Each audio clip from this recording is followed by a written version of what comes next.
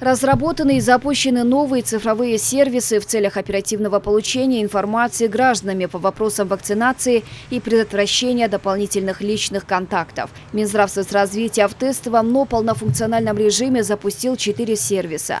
Цифровой сертификат о вакцинации против COVID-19.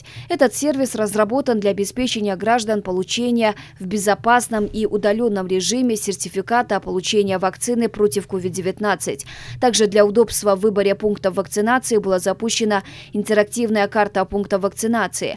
В рамках кампании по вакцинации с целью обеспечения населения удобными способами записи на вакцинацию Минздрав соцразвития запустила сервис онлайн-записи граждан, желающих пройти прививку. Кроме того, на официальном веб-сайте в целях обеспечения максимальной прозрачности процесса республиканской кампании по вакцинации Минздрав соцразвития также запустила систему статистической информации по вакцинации против COVID-19.